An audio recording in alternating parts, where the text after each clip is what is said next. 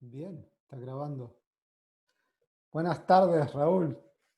Bueno, buenas tardes, amigo Amijay. Aquí estamos, con la tecnificación a millón. Sí, tardamos unos 15 minutos para encontrar de qué manera conectarnos. Hay tantas opciones. Sí, sí, para nosotros es mucho más fácil hacer unas escalas a dos manos con dos octavas que hacer esto. Sí, sí.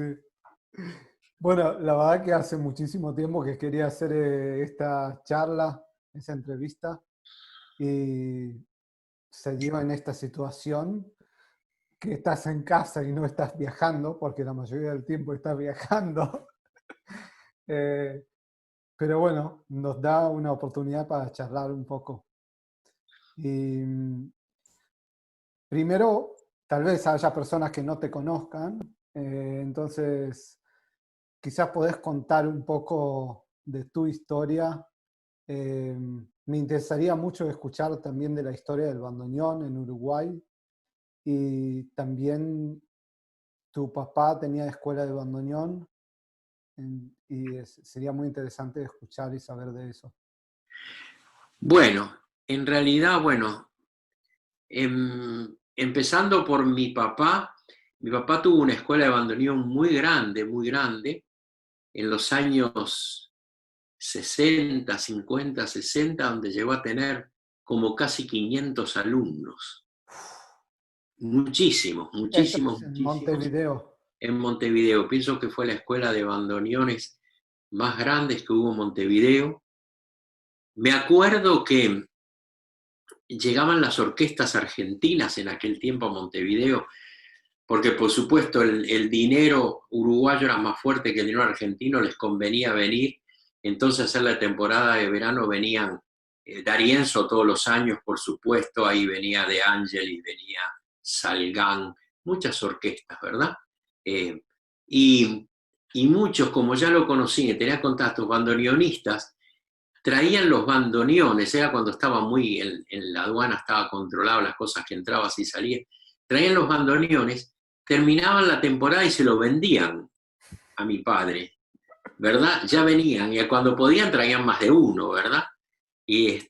Porque claro, mi padre tenía un mercado tan grande, porque él lo que hacía era que iba a las escuelas de primaria, que creo que ahí es donde está realmente el material de bandoneonista, ¿verdad? Niños en 8 años, en 7 años, en 9 años. Entonces iba con grupos de bandoneones que él formaba, de 10, 12, 15 bandoneones tocando juntos, ¿verdad? Que también eran niños, ¿verdad? Entonces iba a las escuelas, era lo único que pedía que le pusieran el transporte. Las escuelas ponían el transporte de primaria y allá iba él con su grupo, ¿verdad?, de bandoneonistas y tocaba. Y cada vez que él tocaba en una orquesta eran ya a los siguientes días empezar 20, 30 alumnos nuevos, ¿verdad? Muchísimos. Entonces tenía una gran casa arreglada toda por pequeños cubículos, pequeños cuartitos donde cabía el bandoneonista y un atril y un pedacito para el profesor. Entonces, muchos de ellos todavía no tenían bandoneón, por lo tanto venían ahí, se quedaban una hora y media estudiando, entonces él venía, tenía ayudantes, les miraba lo que estaba haciendo, les indicaba otra cosa, ¿verdad? Seguían practicando, se iba a otro cuartito de eso, que tenía como 20 cuartitos de eso, no sé cuántos tenía muy, iba y así los niños iban aprendiendo, ¿verdad?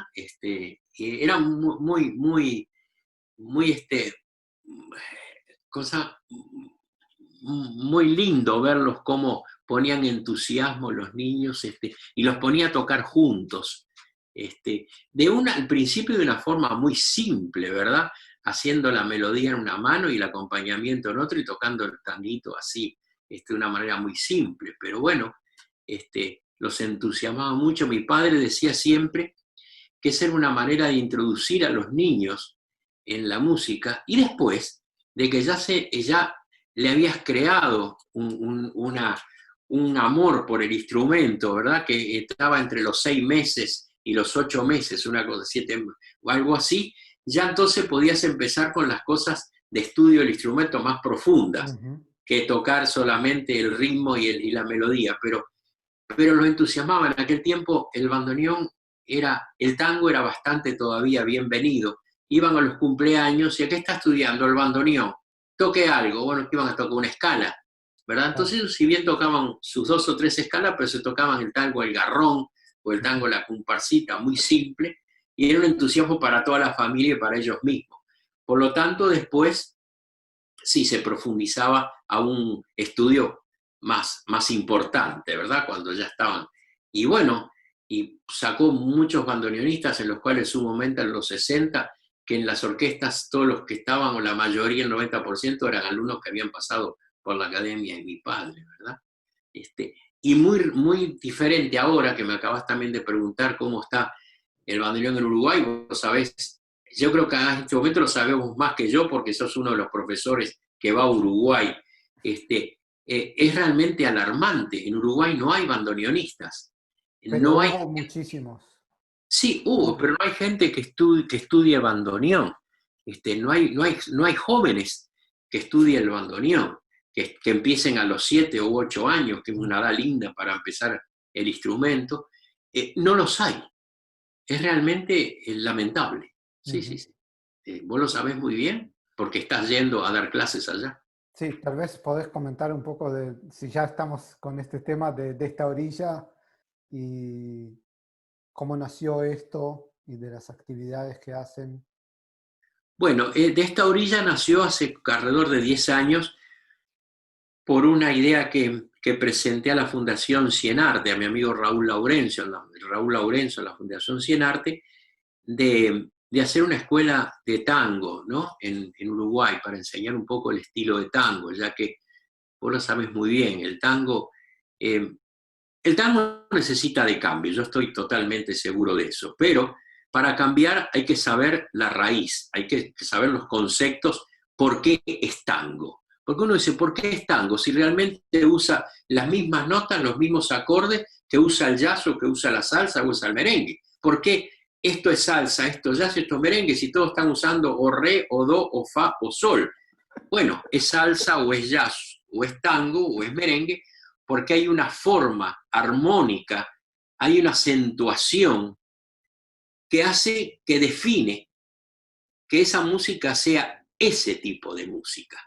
Es una definición que tiene unos códigos que lo tienen. El jazzista tiene sus códigos, el tanguero tiene sus códigos, el que toca salsa tiene sus códigos. Entonces, pensamos en enseñar esos códigos del tango para que esa juventud, que es la que tiene que cambiar, realmente cambie, pero cambie bien, cambie con conceptos, no haga mamarrachos, porque uno escucha cada mamarracho realmente musicalmente que da ganas de llorar, ¿verdad?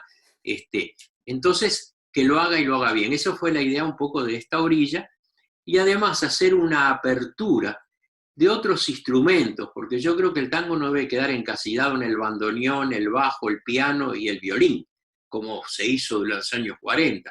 Pienso que hay que abrir las puertas a otros timbres, porque si un tipo viene y toca el fagot, ¿por qué no puede tocar tango? ¿Qué ley dice que ese tipo no puede tocar tango? Sí, lo puede tocar, y lo puede tocar también como un bandoneonista, ¿verdad? Tiene que aprender el estilo, pero lo puede tocar. Es más, en la primera orquesta de esta orilla había un fagot, había un clarinete y había un oboe, ¿verdad?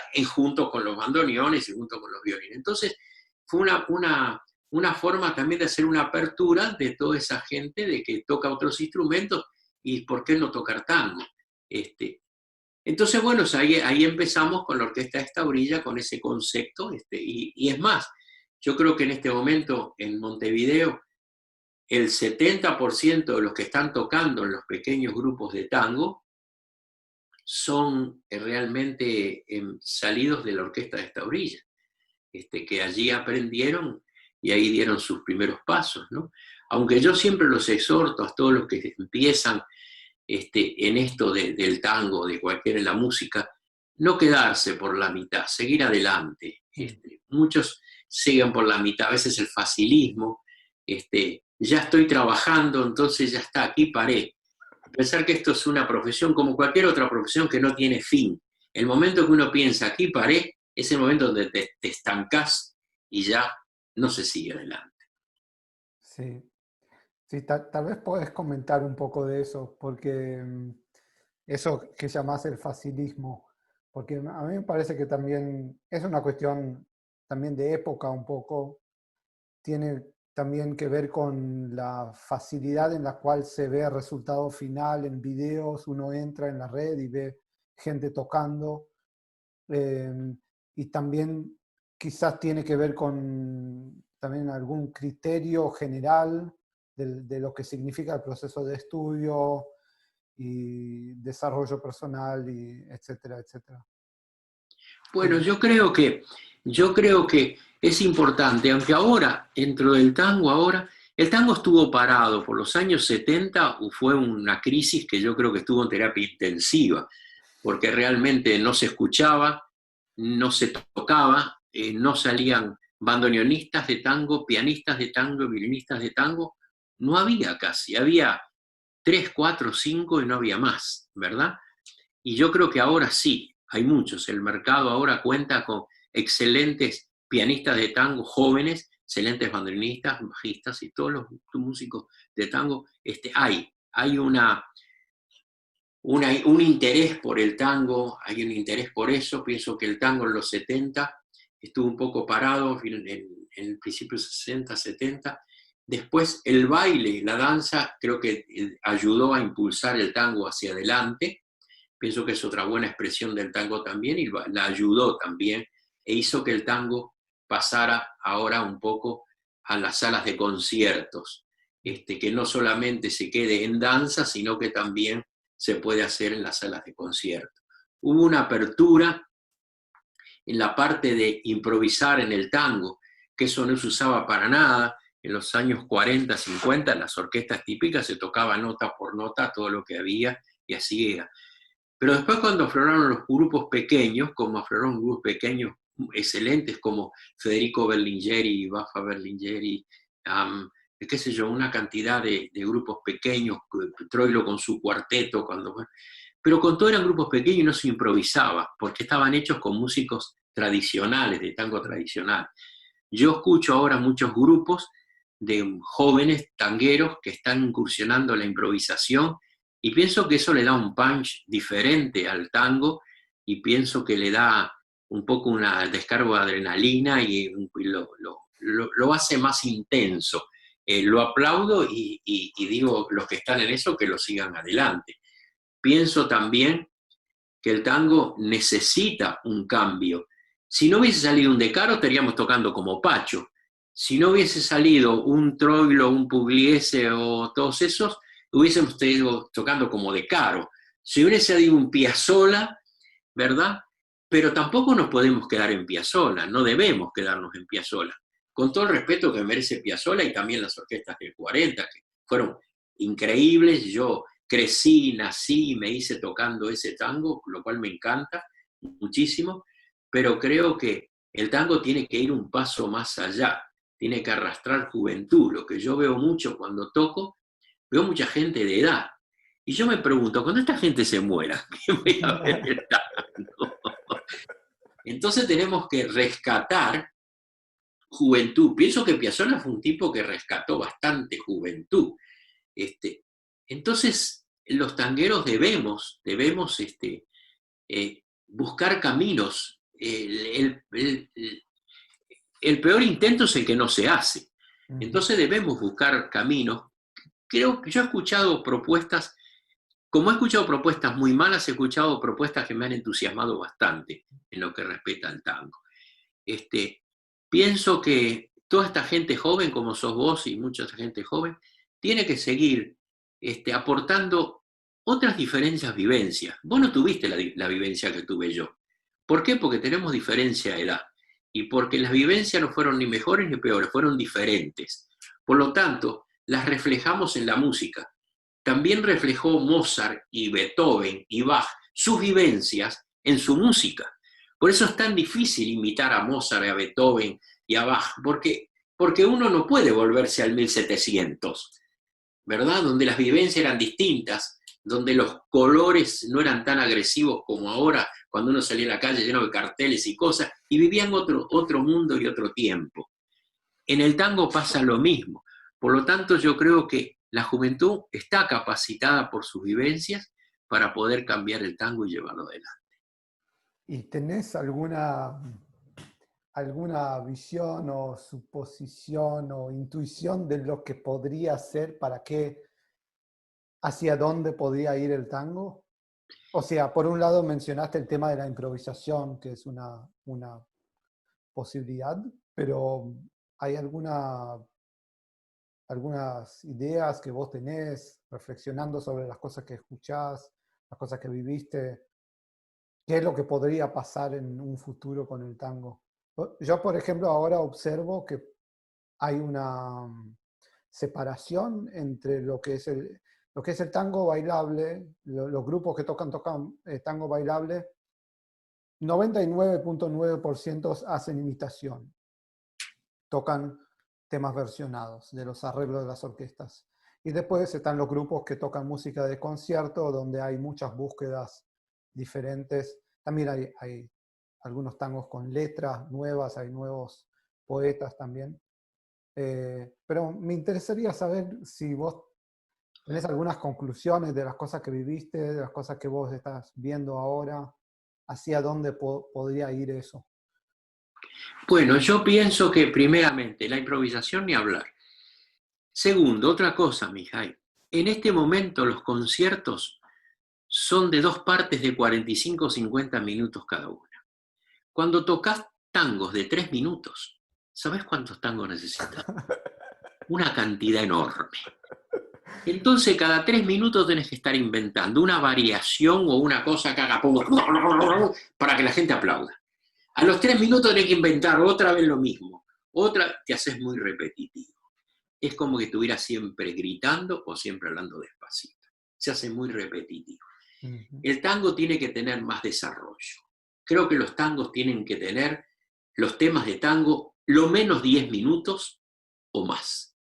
Estamos hablando de un contexto de concierto de 1 hora y media. Entonces tenemos que tener temas con desarrollo, donde el desarrollo de los músicos se use mucho el desarrollo personal, cada uno haga su parte, su improvisación, muestre un color diferente, ¿verdad? Que le va a servir al arreglista.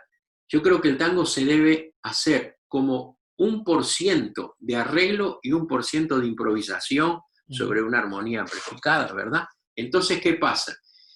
Que eso lo va a hacer mucho menos constante, porque cada persona, cada músico que improvise lo va a hacer de distinta forma, porque va a sentir de distinta forma. Entonces le está dando a ese tema diferentes colores, ¿verdad? Porque no es siempre el mismo que improvisa, porque cuando el arreglista arregla ese tema, tiene siempre un color de ese arreglista, ¿verdad? Porque si uno escucha un arreglo de Garelo por Troilo, de principio al final es el arreglo de Garelo y suena como Garelo. Si en vez de ser Garelo es, no sé, Julián Plaza, va a sonar como ese. Mientras que si nosotros utilizamos una forma abierta de improvisación, esos 10 o 15 minutos van a sonar muchas veces diferentes, porque están tocando diferentes instrumentistas. Entonces creo que por ahí va una. Bueno, por supuesto que la improvisación también. Y tenemos que dejar de hacer fotocopias. Vivimos haciendo fotocopias de todos los grandes del tango, ¿verdad? Y mismo los bailarines también tienen que dejar de hacer fotocopias. Tienen que ir a otra cosa, a otro desarrollo coreográfico, porque llega un momento que el pataleo ese, cada 3 minutos para finalizar, para que la gente aplaude, o tirar la mujer para arriba o para abajo, la parte circo, llega un momento que es cansona ya. Yo he visto grupos de tango, show de tango, llega el momento que ya me cansé de ver tantos pataleos y tantas cosas, y termina. Y otra vez arranque el pataleo y termina. Siempre es lo mismo, ¿verdad? Entonces debemos ver que también el tango debe tener otro desarrollo.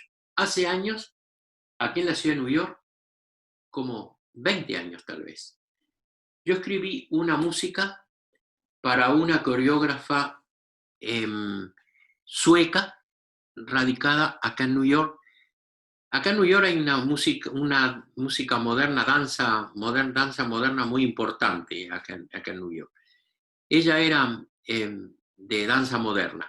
Me pidió que yo escribiera una música de más de 20 minutos, entre 20 y 25 minutos, para desarrollar ella una coreografía, ¿verdad? Pero ella ya tenía su coreografía en la cabeza. Entonces peleamos muchísimo, porque ella me decía, no, esta parte lenta la quiero más larga. Esta parte, acá necesito una música más agresiva. Acá necesito, me pareció fenómeno, primera vez que yo trabajaba de esa forma, ¿verdad? Yo iba y me decía, ya no, así, uy, nos peleábamos mucho y todo. Pero realmente fue una experiencia increíble, increíble. Y ella bailó lo que ella tenía en la cabeza, esa coreografía que ella tenía en la cabeza. Porque los bailarines de tango bailan quejas de bandoneón y bailan la versión de Troilo. Y si se te ocurre hacer una parte lenta más larga, no, porque eso ya está. Ellos hacen al revés, ponen la coreografía y arriba la música.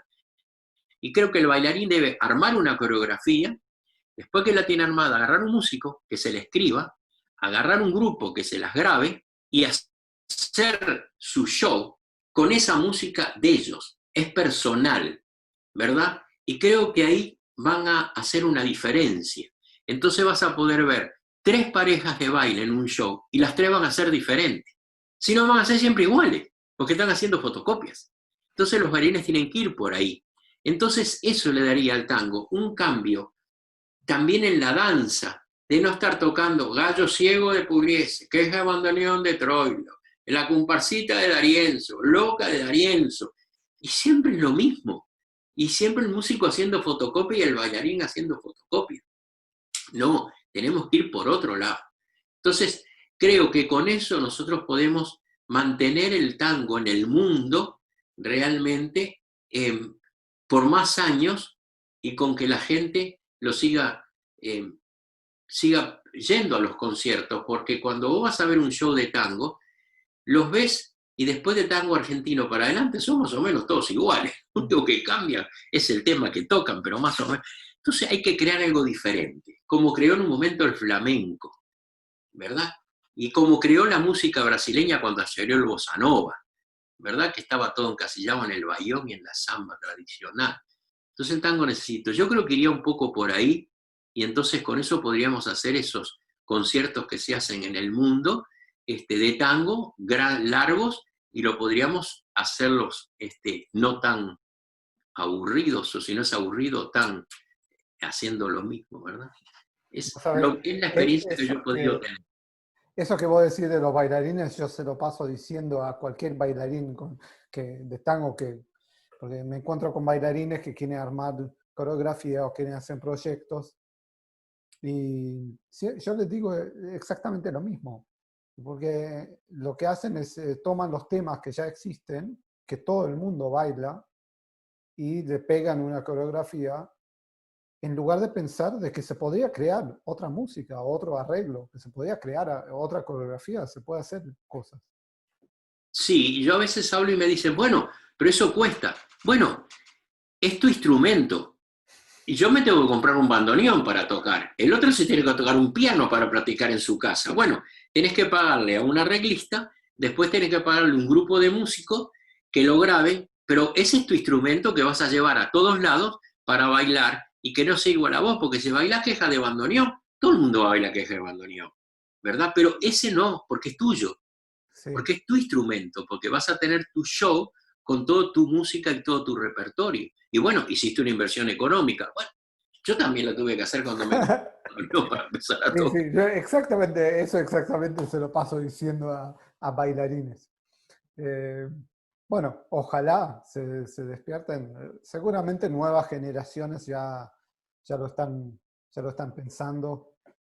Y a medida que se van a surgir también colaboraciones que ya hay algunas, entre músicos y bailarines. Bueno, eso parece bastante optimista, entonces, las posibilidades del tango.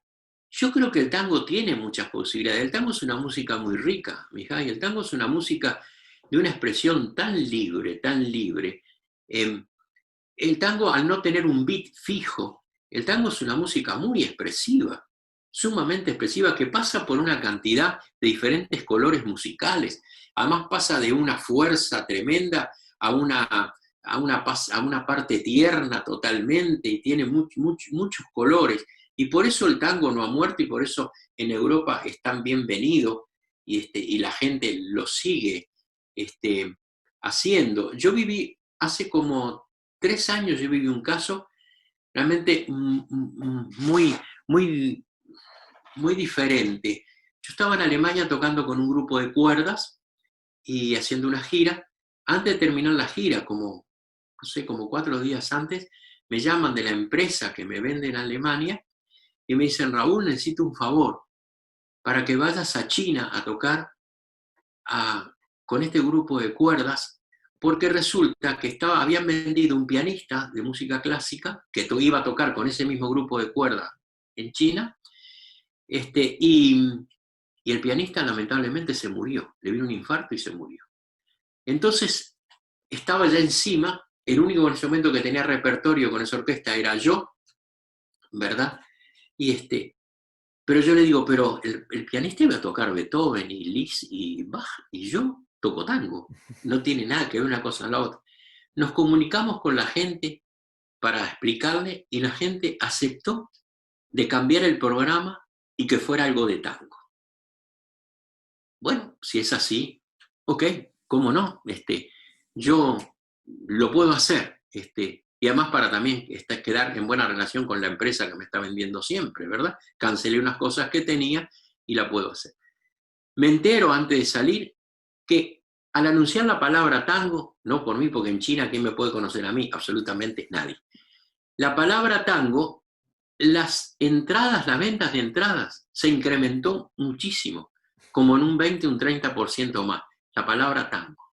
Fíjate qué cosa, ¿no? Bueno, lo hice, fue muy lindo, una excelente experiencia, a tal punto que quedaron clientes ya casi anualmente para hacer una pequeña girita de tango.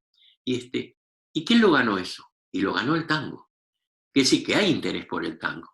Lo que tenemos que hacer, los músicos que estamos dentro del tango, es conservar que la gente siga teniendo ese interés. Y para conservar eso, es tratar de mostrar cosas nuevas, porque si vamos a tocar siempre lo mismo, yo creo que la gente no te va a venir a ver otra vez. Entonces, vivimos en un mundo cambiante y muy rápido. Cuando yo empecé a hacer las giras en Europa, con el mismo programa, ibas de pronto 5 o 6 veces. Ahora ya no. Ahora haces una gira con este grupo y un programa, y para que te compren nuevas fechas tenés que ir con otro programa, y de pronto, si no es con otro grupo, alguna variación, pero otro programa. Si no, no se repite. Y antes podías seguir con el mismo programa, darle y darle y darle a lo mismo, ¿verdad? Ya no. Ya vimos un mundo muy rápido, muy cambiante, y ya se necesita. Por lo tanto, pienso que los tangueros debemos actualizarnos y debemos proponer. Ujú. A mi hija hay que proponer. Hay que proponer. Sí, sí, y serás criticado. Sí, sí. Bueno, indudablemente que estamos en una profesión donde es criticada, porque de pronto a todo el mundo no le va a gustar cómo vos tocás o lo que vos hacés. Pero bueno, eso ya lo sabemos, tenemos que estar preparados para eso. Pero yo pienso que proponer, ¿cuántos años pasó Piazzolla proponiendo y siendo rechazado? Mucha cantidad. En los años 60, yo estaba en Chile y vino Piazzolla a tocar. Y estábamos muchos juntos, porque venía en un apartamento que yo tenía, y él me decía a mí, y Piazzolla tocaba, era 50 y tantos, 60, por ahí, no me acuerdo. Piazzolla tocaba, me contaban los músicos, el primer parte del concierto, pongamos con 500 personas. Venía la intermisión, para la segunda parte quedaban 80 personas. Porque las personas en ese momento iban a buscar el tango de Canaro, a escuchar el tango de Angelis, ese tango iban a escuchar. Escuchaban esos otros y no entendían nada, sí iban. ¿Piazzolla? Me decían los músicos, pregúntale. Y yo le decía, ¿cómo estuvo anoche? Muy bien, sí, estuvo bien. Él no mencionaba para nada, se fueran 300 personas. Y él me decía muchas veces, él me decía: flaco, mi tango, ese tango el futuro, yo no lo voy a entender. ¿Y sabes qué? Tenía razón. Tenía razón. Porque yo creo que lo más importante, Amijay, en que vos creas en tu música y en lo que haces. Eso es lo más importante. Nunca hagas nada para tener éxito, porque posiblemente no lo vas a tener. Sí, sí, es así. Cada vez que hagas un arreglo, que te hagas algo para un arreglo para un grupo o lo que sea, pon en ese papel lo que vos sentís. Y cuando toques, tocás lo que vos sentís. No lo haga para conseguir aplausos, para conseguir que la gente quede contenta. No, porque entonces dejaste de ser vos. Estás usando una ropa que no te pertenece, ¿verdad? Porque tal vez estás imitando a aquel otro que tiene éxito o al otro que tiene éxito, ¿verdad? Porque en realidad, ¿qué es el éxito? Que te aplaudan. ¿Qué es el éxito? ¿Tener más conciertos y ganar más dinero? No es éxito. Es una casualidad que se puede dar o no se puede dar. El tener éxito es que vos toques tu música, seas feliz tocando tu música y sientas que sos vos. No sos un farsante, sos vos. Eso es realmente el éxito. Después viene, si tenés 3 conciertos, 5 conciertos, 20 conciertos, se aplauden mucho. Eso es secundario. Pero el éxito de Amijay es que él esté feliz con lo que hace. O de cualquier otra persona que O no cualquier sea otra usted. persona. Sí, señor, por supuesto. Sí, Sí, señor. sí. Gran consejo, Raúl. Gran consejo. ¿Podrías? Bueno, voy a preguntarlo. Voy a hacer 2 preguntas. Primero, vos tenés mucha experiencia de escenario, muchísima. Pero como sabés, mucha gente tiene una situación de dificultad cuando sube al escenario, muchas veces cuestión de nervios, cuestión de problemas que surgen en el momento de tocar en vivo y demás. ¿Algún consejo que vos les puedas dar a las personas que nos están viendo, gente que empieza a tocar o gente que ya toca y que se encuentra con la situación de subir al escenario y sentir estos nervios de estar paralizados o diferentes situaciones que se puede titular bajo "en casa me sale"? Está bueno. Está muy bueno. Es verdad, en casa Yo quería hacer una remera, ¿viste? Que dice "en casa me sale". Eso está muy bueno. Sí. Mira, mija, yo creo que lo más importante es, como te estaba diciendo, ¿no? Es que seas vos y creas en lo que haces. Cuando vos tratás de agarrar cosas de otra gente, estás creyendo en lo de otro. Vos tenés que creer en lo tuyo. Vos primero tenés que crearte. Nosotros los músicos tenemos que crearnos una personalidad musical, como tenemos una personalidad para convivir en este mundo. Todos usamos palabras a veces no las mismas, somos diferentes o somos más que nos reímos más, que somos más serios, que tenemos una personalidad. En la música necesitamos primero crearnos una personalidad, buscar esa personalidad, ¿verdad? Entonces, el escuchar mucha música es buena por un lado y es mala por otro, ¿verdad? ¿Por qué? Porque te estás influyendo con cosas que estás escuchando. Yo creo que cuando vos estás en la búsqueda de tu personalidad, tenés que escuchar la menos música posible. Lo menos posible para sacar, porque claro, nos están bombardeando continuamente. Y hay gente, músicos que viven con los headphones, todos escuchando música continuamente. Entonces, ¿qué pasa? Agarran la armonía de este, la cosa del otro, la cosa del otro, la cosa del otro, y pero sacá, ¿y vos qué pasa? ¿Qué pasa contigo? ¿Qué pasó? Vos yo tu instrumento lo tocas, has aprendido, lo tocas, lo practicás todos los días, lo tocas. Ah, por ahí va bien, hasta ahí llegamos bien. Ahora, ¿quién sos vos? ¿Qué es lo que buscás de todo esto? ¿Qué buscás hacer con toda esa información que recibiste del conservatorio? Por un conservatorio existe una cantidad de información, ¿verdad? Aprendiste a las escalas, aprendiste todo, aprendiste a tocar cosas clásicas para que va todo bien, ¿verdad? ¿Todo bien? Pero eso es información. Que vos hasta ese momento lo que haces es sentarte en el escenario y darle a la audiencia la información que vos tenés. Nada más. Nada más, no le estás dando más nada. Ahora, yo creo que hay que parar, poner solo en tu casa, como decís, estando en tu casa, no escuchar música, no tener información ninguna de otro lado y empezar a buscar con tu instrumento y buscar ahí adentro tuyo y ahí empezar a desarrollar una personalidad musical. Eso es muy importante. Mira, yo te cuento algo. Cuando yo empecé a tocar el bandoneón, mi mamá quería que yo tocara el bandoneón. Mi papá no. Mi papá era bandoneonista y decía, con uno que pase problemas, basta. Con otro, más, no, en la familia. Pero el día que yo nací, que fue en el año 41, Troilo tocó en Montevideo, en un cine que estaba cerca de la casa de mi mamá. Y mi mamá era muy tanguera y quería ir a verlo, pero no pude ir a verlo porque ya nací yo. Entonces no pude. Pero dijo, pero él va a tocar el bandoneón. Y agarró una obsesión, mi madre, que yo tocara el bandoneón. Y ella pedía a mi padre que yo tocara el bandoneón. Mi padre no, hasta que al final, bueno, triunfó mi mamá. Mi padre agarró un bandoneón y lo puso arriba de un sillón en la casa. Y bueno, ahí está.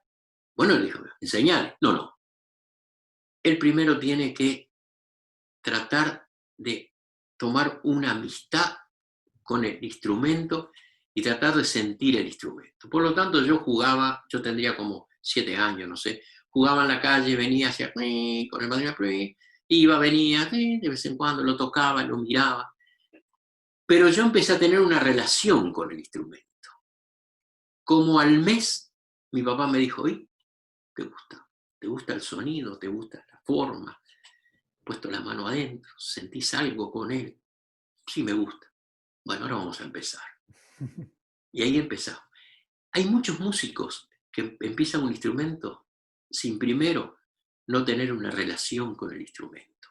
Porque el primer día que fueron le pusieron una música adelante y él está tocando la música. En ningún momento hubo una relación. Acá hay un muro que es ese papel de música que le pusieron adelante.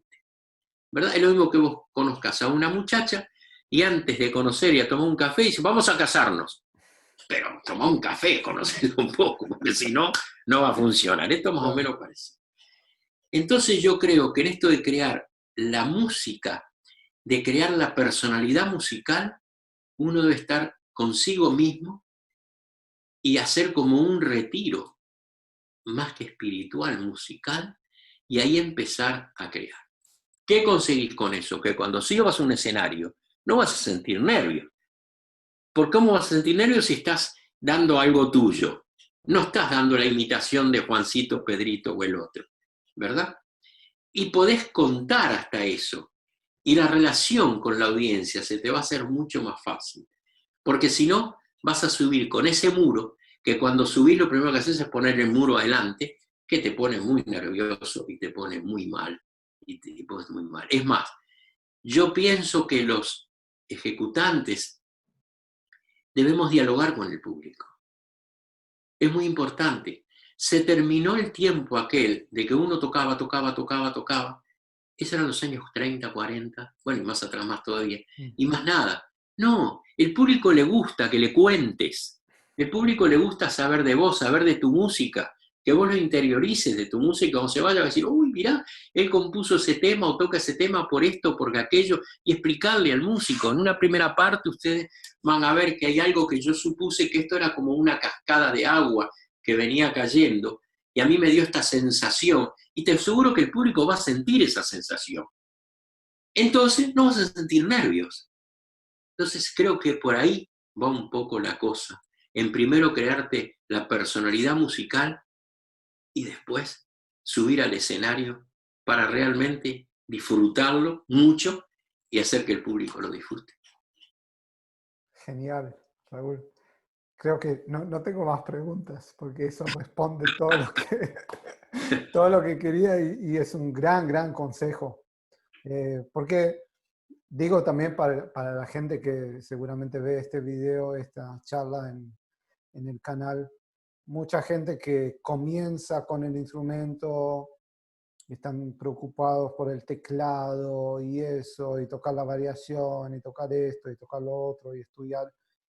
Y eso que vos estás diciendo es realmente lo que va más allá del trabajo que tenemos que hacer en el estudio, porque hay que hacer ese trabajo. Pero el por qué estamos estudiando y qué es lo que hacemos con el instrumento y qué es lo que hacemos con la música. Creo que eso que estás diciendo es algo que cualquier persona que, aún persona que recién está empezando con la música, tiene que tener en cuenta eso. Eh, y es un lugar de enfoque y Totalmente, lo has dicho.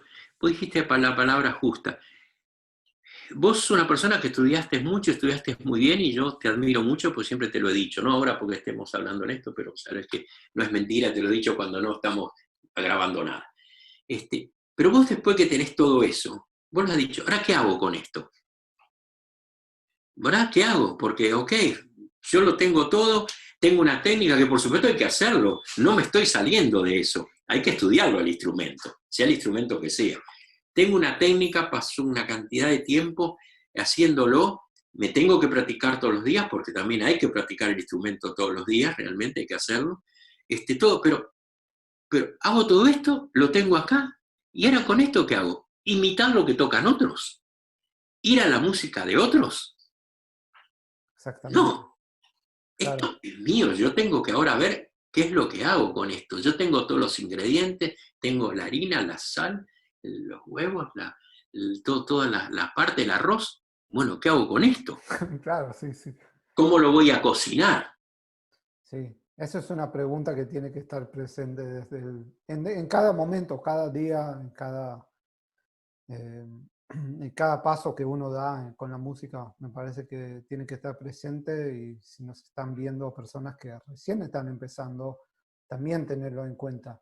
No es algo que uno tiene que esperar a que yo termine el conservatorio o que yo ya tenga mucha experiencia y después pienso qué es lo que voy a hacer.